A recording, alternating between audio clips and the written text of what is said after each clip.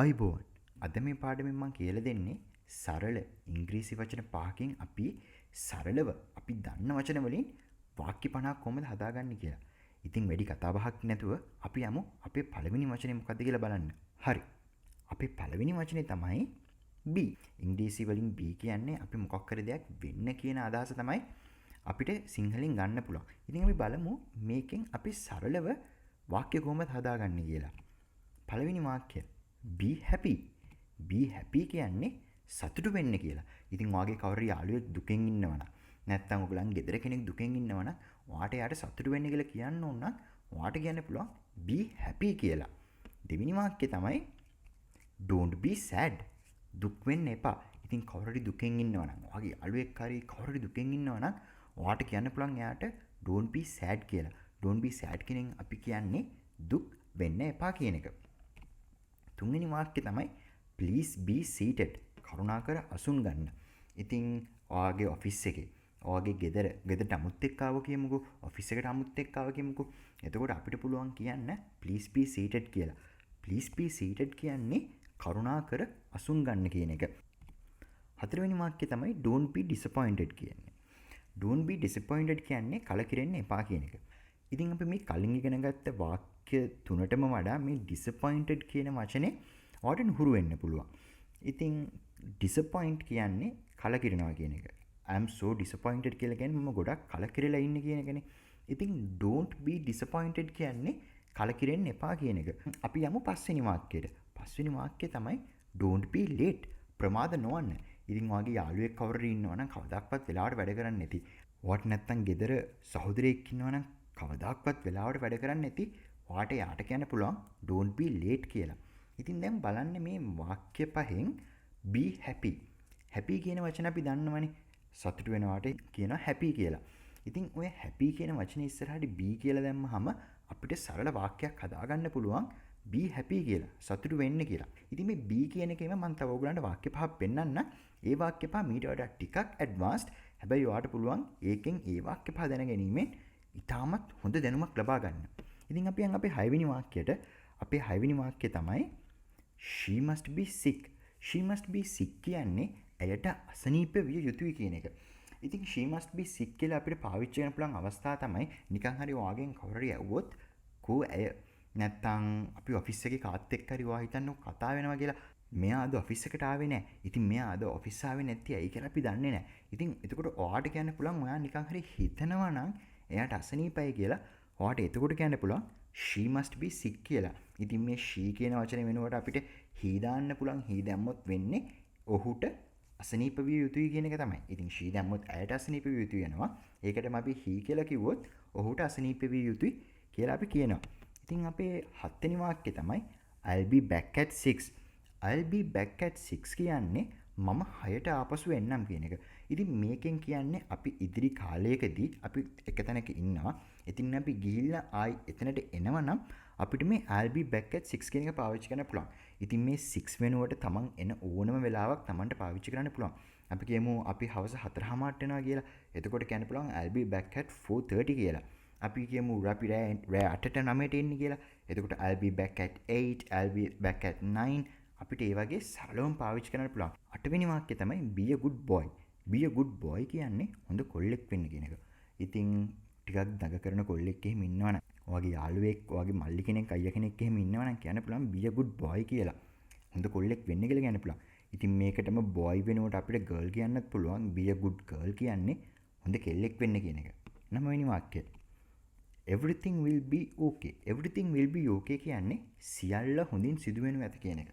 ඉතින් අපිට කවුරු හරි දුකෙන් ඉන්නවනම් අපි කියමු අපේ 4 වෙනි වාක්‍යය ගන්නකො. 4 වෙනි වාක්‍යයේ චූටි ගැල්ලමෙක් ඉන්නවා. එයා ටිකක් කලකිරිලා ඉන්නේ. ඉතින් කලකිරලා හිටියාම ඔයාට පළවෙනියටම කියන්න පුළුවන් don't be disappointed කියලා.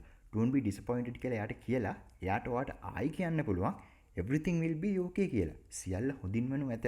ඒක අපි සිංහලෙන් ගත්තොත් සිංහලෙන් කියන්නේ කලකිරෙන්න එපා. සියල්ල හොඳින් වනු ඇත. ඒක ඉංග්‍රීසි වලින් අපි සරලවම කියන්නේ don't be disappointed, everything will be okay කියලා. අන්තිම වාක්‍යය. අන්තිම වාක්‍යය තමයි I like to be a pilot. මම කැමති ගුවන් නියමුවෙක් වෙන්න කියන එක තමයි I like to be a pilot කියන්නේ. ඉතින් මෙතනට මේ pilot කියන වචනේ අයින් කරලා අපිට කැමති අපි වෙන්න කැමති ඕනම දෙයක් අපිට කියන්න පුළුවන්. මම ඉස්සර ආසයි ක්‍රිකට් කෙනෙක් වෙන්න. ඉතින් මම ක්‍රිකට් ගහන්න ආස නිසා මං ආස වුණේ ක්‍රිකට් කෙනෙක් වෙන්න. ඉතින් එතකොට මට කියන්න පුළුවන් I like to be a cricketer කියලා. ඉතින් ඔයාට ඕනනම් ඩොක්ටර් කෙනෙක් වෙන්න ඔයාට කියන්න පුළුවන් I like to be a doctor කියලා. නැත්තම් ඔයාට පුළුවන් ඔයා ආස විද්‍යාවට නම් I like to be a scientist. මං ආස විද්‍යාඥයෙක් වෙන්න. ඉතින් මේ වගේ සරලවම ඔයගලන්ට පුළුවන් වාක්‍යයක් ලස්සනට ඉංග්‍රීසි වලින් හදාගන්න. අපි දැන් යන් දෙවෙනි වචනෙට. දෙවෙනි වචනේ තමයි have. have කියන්නේ ඇත කියන එක. ඇත තියෙනවා මේ වගේ අදහසක් තමයි මේ have කියන වචනෙන් දෙන්නේ. ඉතින් අපි බලමු අපි සරල වාක්‍ය 10ක් කොහොමද මේ have කියන වචනෙන් හදන්නේ කියලා. පළවෙනි වාක්‍යය තමයි I have a car. I have a car කියන්නේ මට කාර් එකක් තියෙනවා කියන එක. ඉතින් ඔයාට කාර් එකක් තියෙනවා නම් ඔයාට තව කෙනෙක්ට කියන්න ඕන නම් මට කාර් එකක් තියෙනවා කියලා සරලවම කියන්න පුළුවන් විදිය තමයි I have a car. I කියන්නේ මට, have a car කියන්නේ මට කාර් එකක් තියෙනවා. ඉතින් දැන් මේ වාක්‍ය බලන්න. ඔයා වාහනයකට කියන්නේ කාර් එකකට කියන්නේ කාර් කියන එක දන්නවනේ. වෑන් එකක් තියෙනවා නම් ඒකට කියන්නේ වෑන් කියලා දන්නවා. ඉතින් I කියන්නේ මට කියන එක. have a කියන එක ඒ මැදට දැම්මොත් ඔයාට සරල ලස්සන වාක්‍යයක් හදාගන්න පුළුවන්. I have a car කියලා. දෙවෙනි වාක්‍යය. දෙවෙනි වාක්‍යය තමයි I have a brother. I have a brother කියන්නේ මට සහෝදරයෙක් ඉන්නවා කියන එක. ඉතින් ඔයාට සහෝදරයෙක් ඉන්නවා නම් I have a brother කියලා කියන්න පුළුවන්. ඔයාට අපි කියමු අයියා කෙනෙක් වෙනුවට අක්කා කෙනෙක් හිටියා කියලා. නැත්නම් නගි කෙනෙක් හිටියා කියලා. එතකොට ඔයාට කියන්න පුළුවන් I have a sister කියලා.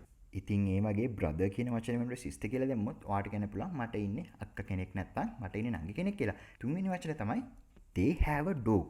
දැන් මම පළවෙනි වාක්‍ය දෙකේම කිව්වේ I have a car, I have a brother කියලා. I කියන්නේ මම මට කියන අදහස තමයි දෙන්නේ. ඉතින් they have a dog කියන්නේ ඔවුන්ට බල්ලෙක් ඉන්නවා කියන එක. අපි කියමු ඉස්සරහ ගෙදර කාට හරි බල්ලෙක් ඉන්නවා කියලා.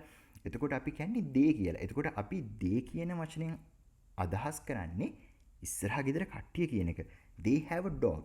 ඉස්සරහ ගෙදර අයට බල්ලෙක් ඉන්නවා කියලා අපි කියන්න පුළුවන් they have a dog කියලා. ඔවුන්ට බල්ලෙක් ඉන්නවා. නැත්තම් වාහන පිටින් මේගොල්ලන්ට වෑන් එකක් තිබ්බ කියලා. වෑන් එකක් තිබ්බනම් ඔයාට කියන්න ඕනේ මේ dog කියන වචනේ වෙනුවට වෑන් කියන එක දාන්න. they have a van. ඔවුන්ට වෑන් එකක් තියෙනවා. හතරවෙනි වාක්‍යය තමයි we have an idea. ඉතින් මෙතන මේ we කියලා කියන්නේ අපට කියන එක. we have an idea කියන්නේ අපට අදහසක් තියෙනවා කියලා. ඉතින් මට විතරක් නම් අදහසක් තියෙන්නේ ඕගොල්ලෝ දන්නවා. එතකොට අපිට කියන්න පුළුවන් I have an idea කියලා. ඉතින් මෙතනදී we කියන්නේ මම විතරක් නෙවෙයි. මාත් එක්කම තව දෙතුන් දෙනෙක් ඉන්න පුළුවන්. එතකොට ඕගොල්ලන්ට අදහසක් තියෙනවා කියලා ඕගොල්ලෝ වෙන කෙනෙක්ට කියන්නේ we have an idea කියලා. පස්වෙනි වාක්‍යය තමයි I have two pens. I have two pens කියන්නේ මට පෑන් දෙකක් තියෙනවා කියන එක. ඉතින් I have කියන්නේ මට, two pens කියන්නේ පෑන් දෙකයි. අපිට එක පෑනක් නෙවෙයි මෙතන තියෙන්නේ. අපිට පෑන් දෙකක් තියෙනවා. එතකොට අපිට කියන්න පුළුවන් I have two pens කියලා. හයවෙනි වාක්‍යය තමයි have a nice time. have a nice time කියන්නේ හොඳ කාලයක් ගත කරන්න කියලා. අපි කියමු ඔයගලගේ ඔෆිස් එකේ කවුරු නිවාඩු යනවා කියලා. එහෙම කිව්වට පස්සේ ඔයගලන්ට පුළුවන් කියන්න have a nice time කියලා. හත්වෙනි වාක්‍යය තමයි have a good day. have a good day කියන්නේ සුබ දවසක් වේවා කියලා. ඉතින් උදේ ඔෆිස් නැත්තම් ඉස්කෝලේ යද්දි ඔයාට යාගේ යාළුවෙක් හම්බුණා කියමුකෝ. ලිෆ්ට් එකේ නැත්තම් ඔෆිස් එකේ කවුරු කොහොම හරි ඔයගලන්ට කාපාක් එකේ හරි යාළුවෙක් හම්බුණා කියන්නකෝ. ඉතින් ඉස්සෙල්ලාම ඔයගොල්ලෝ good morning කියනවනේ. good morning කිව්වට පස්සේ එයාට ඔයගලන්ට පුළුවන් කියන්න have a good day කියලා. have a good day කියන්නේ සුබ දවසක් වේවා කියන එක. අටවෙනි වාක්‍යය තමයි I have to go. I have to go කියන්නේ මට යන්න තියෙනවා කියලා. ඉතින් ඔයාට මොකක් හරි වැඩක ඉන්නවා. වැඩක ඉන්න ගමන් ඔයාට කියන්න ඕනේ මට දැන් යන්න ඕනේ කියලා. මට දැන් යන්න ඕනේ කියලා අපි ඉංග්‍රීසි භාෂාවෙන් සරලවම කියන්නේ I have to go කියලා. නවවෙනි වාක්‍යය තමයි I have a class. I have a class කියන්නේ මට පන්තියක් තියෙනවා කියන එක. නිකන් හිතන්නකෝ ඕගලන් ගෙදරට නෑදෑයෝ ආවා කියලා. ඉතින් නෑදෑයෝ ආවම ඔයාට ඒගොල්ලොත් එක්ක වැඩි කතා කර ඉන්න වෙන්නේ නැහැ. ඔයාට යන්න තියෙනවා. ඔයාට පන්තියක් තියෙනවා. ඉතින් ඒගොල්ලෝ ඇහුවම කොහෙද යන්නේ කියලා. නැත්තම් ඇයි යන්නේ කියලා ඇහුවම ඔයාට කියන්න පුළුවන් I have a class. මට පන්තියක් තියෙනවා. Let's have lunch. Let's have lunch කියන්නේ අපි දිවාහාරය ගනිමු කියන එක. ඉතින් ඔයා නිකන් හිතන්නකෝ ඔයා ඔෆිස් එකක ඉන්නවා. ඔෆිස් එකේ ඉන්න ගමන් ඔයාට දැන් බඩගිනි. ඔයාට ඔයාගේ යාළුවත් එක්ක තමයි ලන්ච් වලට යන්නේ. ඉතින් ඔයාට එයාගෙන් අහන්න පුළුවන් let's have lunch කියලා. let's have lunch කියන්නේ අපි දිවාහාරය ගනිමුද කියලා. ඉතින් අපි දැන් තුන්වෙනි වචනයට යන්. තුන්වෙනි වචනේ තමයි do. do කියන්නේ කරන්න කියන අදහස තමයි අපි මේ do කියන වචනෙන් දෙන්නේ. ඉතින් අපි පළවෙනි වාක්‍යයට යන්. පළවෙනි වාක්‍යය තමයි do the work. do the work කියන්නේ වැඩ කරන්න කියලා. ඉතින් ඔයාලා ඔයා කාට හරි වැඩක් දුන්නා කියමුකෝ. ඉතින් එයා ඒ වැඩේ කරන්නේ නැතුව වෙන වැඩක් කරොත් ඔයාට කියන්න පුළුවන් do the work කියලා. වැඩේ කරන්න. I'll do it. I'll do it කියන්නේ මම ඒක කරන්නම් කියලා. ඉතින් අපි කියමු ඔයාට කවුරු හරි වැඩක් පැවරුවා කියලා. ඔයාට කවුරු හරි වැඩක් පවරලා ඔයාට එයා කියනවා do the work කියලා. do the work කිව්වට පස්සේ ඔයාගේ ඒකට තියෙන රෙස්පොන්ස් එක මොකද්ද? ඔයා කොහොමද ඒකට ප්‍රතිචාර දක්වන්නේ? ඔයාට කියන්න පුළුවන් හරි මම මේක කරන්නම් කියලා. ඉතින් මම මේක කරන්නම් කියන එක අපිට ඉංග්‍රීසි වලින් සරලව කියන්න පුළුවන් විදිය තමයි I'll do it. තුන්වෙනි වාක්‍යය තමයි do you smoke? do you smoke කියන්නේ ඔබ ධූමපානය කරනවද කියලා. ඉතින් ධූමපානය කරන එක නම් හොඳ නැති වැඩක් තමයි. අරුණාට අපි මේ එක්සැම්පල් එකක් විදිහට මේක ගත්තේ ඔයා කාගෙන් හරි ඔයාට අහන්න ඕන නම් ඔයා ධූමපානය කරනවද කියලා ඔයාට ඒක අහන්න ලේසිම විදිය තමයි do you smoke කියලා. ඔයා ධූමපානය කරනවද? ඉතින් මේ smoke කියන වචන වලට ඔයා නිකන් වෙන වචනයක් දාමුකෝ. do you swim කියලා. do you swim කියලා අහන්නේ ඔයා පීනනවද කියලා. නැත්නම් do you sing කියලා අහමුකෝ. do you sing කියන්නේ ඔයාට සින්දු කියන්න පුළුවන්ද? ඔයා සින්දු කියනවද කියලා තමයි එතකොට අහන්නේ. හතරවෙනි වාක්‍යය තමයි do what I tell you. do what I tell you කියන්නේ මම ඔබට කියන දේ කරන්න කියලා. ඉතින් මම ඔබට කියන දේ කරන්න කියන්නේ ටිකක් සැරින් කියනා වගේ දෙයක් නේ. ඉතින් අපි ටිකක් කාට හරි මොකක් හරි වැඩක් දීලා එයා ඒ වැඩේ කරේ නැත්තම් ඔයා කියන දේ අහන්නේ නැත්තම්. ඉතින් අපි කියමු ඔයා මොකක් කරේ වැඩක් කියලා එයා ඔයාට කිසිම රෙස්පොන්ස් එකක් නැහැ. ඒ කියන්නේ ඔයා කියන දේ අහන්නේ නැහැ. එතකොට ඔයා ටිකක් සැරෙන් එයාට කියනවා නම් කියන්න මම ඔබට කියන දේ කරන්න කියලා. ඔයාට ඒක ඉංග්‍රීසි වලින් ලේසියෙන් කියන්න පුළුවන් do what I tell you. මම ඔබට කියන දේ කරන්න. පස්වෙනි වාක්‍යය තමයි where do you work? where do you work කියන්නේ ඔයා වැඩ කරන්නේ කොහෙද? ඉතින් ඔයාට ඔයාගේ යාළුවෙක් නැත්නම් ඔයාට ඔයාගේ පවුල කෙනෙක් හම්බ වෙනවා. ඔයාට එයාගෙන් අහන්න ඕන ඔයා වැඩ කරන්නේ කොහෙද කියලා. එතකොට ඔයා ඒක ඉංග්‍රීසි වලින් සරලවම අපි අහන්නේ where do you work කියලා. හයවෙනි වාක්‍යය තමයි do you like me? ඉතින් මේක නම් මං හිතන ඔයගොල්ලෝ ගොඩ දෙනෙක් දන්නවා. do you like me කියලා කියන්නේ ඔබ මට කැමතිද කියලා අහනවා. ඉතින් මේක ප්‍රශ්නයක් අපි අහන්නේ අපිට වෙන කෙනෙක්ගෙන් අපිට කැමතිද කියලා අහනවා නම් අපිට ආන්න පුළුවන් සරලම විදිහ තමයි do you like me කියලා. ඔබ මට කැමතිද? හත්වෙනි වාක්‍යය තමයි do you understand? do you understand කියන්නේ ඔයාට තේරෙනවද කියලා තමයි අපි අහන්නේ. ඉතින් අපි මොකක් හරි දෙයක් කෙනෙක්ට පැහැදිලි කරලා දුන්නොත් අපිට විශ්වාසයක් නැත්තම් අපි ඒ කිව්ව දේ අපි පැහැදිලි කරලා දුන්න දේ එයාට තේරුණා කියලා ඔයාට අහන්න පුළුවන් do you understand කියලා. do you understand කියනින් අපි අදහස් කරන්නේ ඔයාට තේරෙනවද කියන එක. අටවෙනි වාක්‍යය තමයි where do you live? ඉතින් ඔයාට කෙනෙක්ව හම්බ වෙනවා මගතොටේදී. ඉතින් පාරේදී කාවාරි හම්බුනාට පස්සේ ඔයාට අහන්න ඕනේ ඔයා කොහෙද ඉන්නේ කියලා. ඉතින් අපි ඒක ඉංග්‍රීසි වලින් අහන්නේ where do you live කියලා. ඔබ ජීවත් වෙන්නේ කොහෙද? what do you want? what do you want කියන්නේ ඔයාට ඕනේ කුමක්ද? අපිට හිතෙනවා නම් යම්කිසි කෙනෙක්ට අපේ මොන හරි දෙයක් ඕනේ කියලා. එතකොට අපිට එයාගෙන් අහන්න පුළුවන් what do you want කියලා. can I do it? can I do it කියන්නේ මට එය කළ හැකිද? ඔයාට මොකක් හරි වගේ යාළුවෙක් මොකක් හරි වැඩක් කරනවා. ඉතින් වැඩක් කළා ඔයාටත් ඕනේ දැන් මේ වැඩේ කරන්න. එතකොට ওই වැඩේ කරන්න ඔයාටත් ඕනේ වුණාට පස්සේ ඔයාට එයාගෙන් අහන්න පුළුවන් can I do it? can I do it කියන්නේ මට එය කළ හැකිද කියලා. හතරවෙනි වචනේ තමයි say කියන්නේ කියන්න.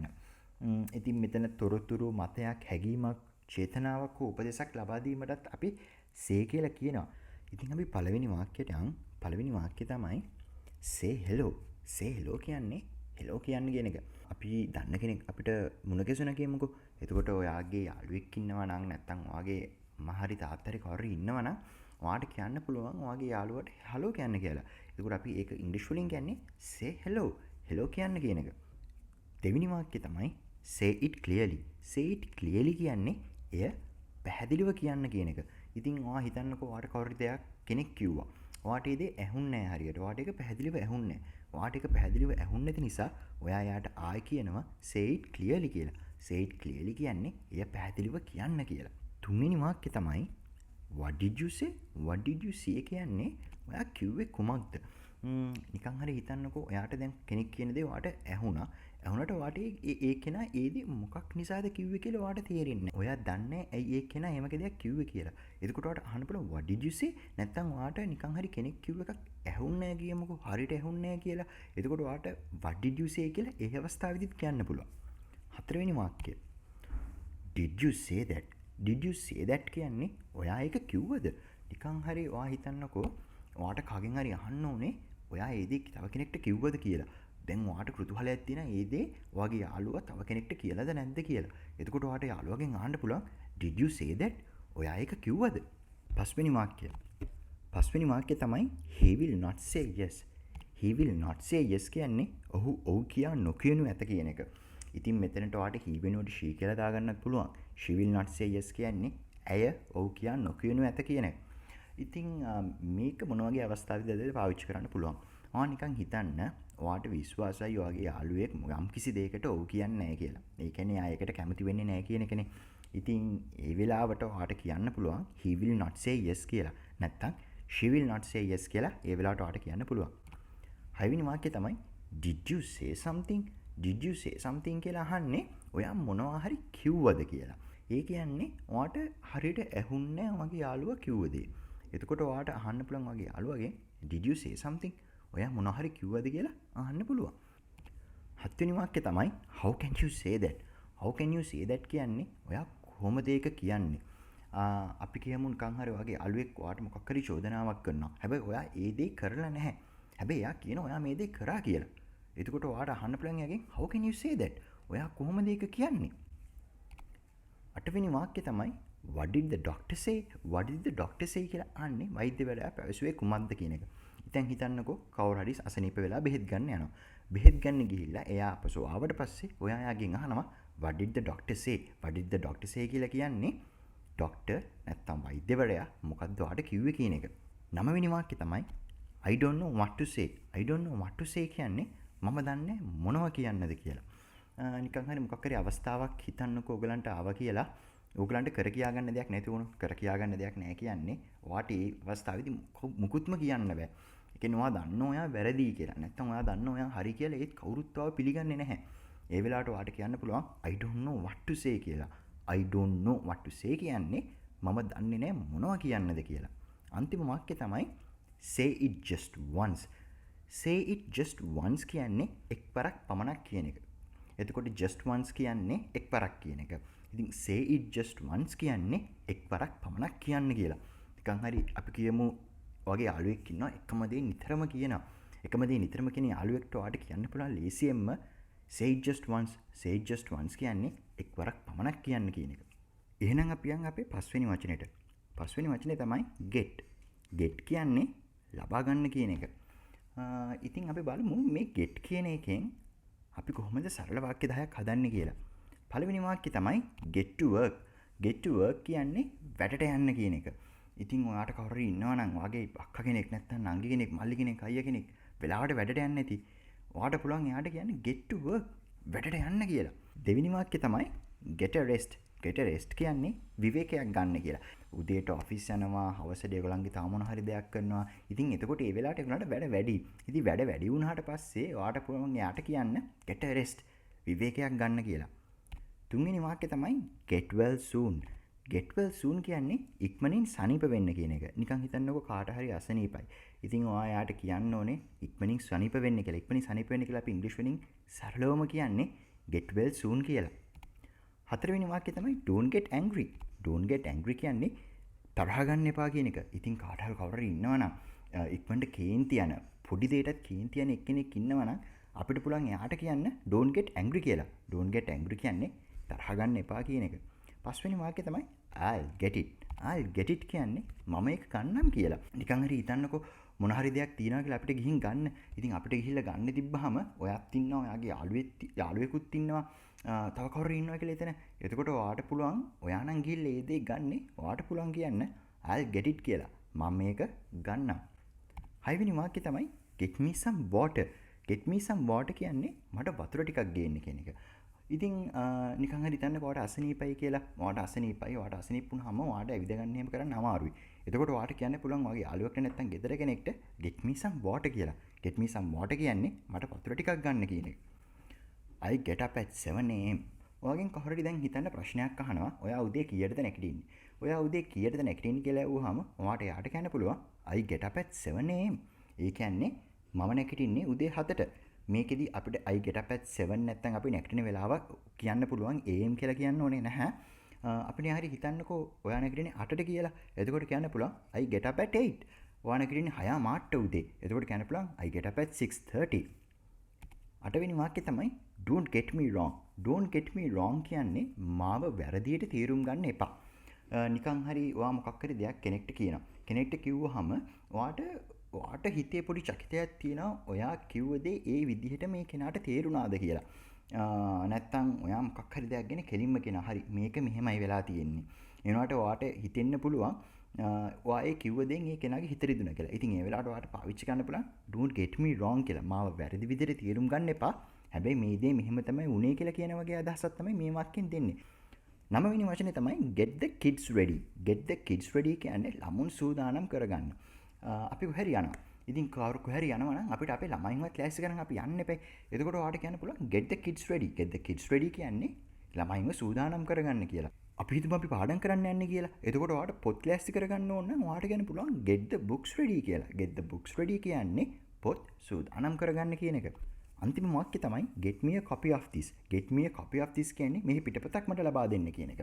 නිකන් හිතන්නකෝ ඔය ඔෆිස් එකේ ඔයා ගාව කොලයක් තියෙනවා. ඔයාට ඒ කොලේ ෆොටෝකොපි එකක් ඕනේ. ෆොටෝකොපි එකක් ඕන වුණාම අපි ෆොටෝකොපි එක ළඟ ඉන්න වගේ යාළුවා ගාවට ගියා කියමුකෝ. ගිහිල්ලා ඔයා යාට ඒ කොලේ දීලා ඔයා යාට කියනවා get me a copy of this. මට මේ පිටපතක් ලබා දෙන්න කියලා. ඉතින් අන්න ඔහොමයි අපි සරලවම ඉංග්‍රීසි භාෂාවේ වචන පහකින් සරල වාක්‍ය 50ක් හදාගන්නේ. ඉතින් ඕගලන්ට තේරෙනවා ඕගොල්ලෝ දන්න කියන වචන වලටම තව චූටි වචන දෙක තුනක් එකතු කරාම අපිට කොච්චර සරලව මේ වාක්‍ය හදාගන්න පුළුවන්ද කියලා. ඉතින් ඉදිරි දිනකත් මම මේ වගේම තව වචන පහකින් සරල වාක්‍ය 50ක් හදාගෙන ඕගලන්ට පාඩමක් ගේන්නම්. එතකන් පරිස්සමෙන් ඉන්න. ගිහින් යන්න.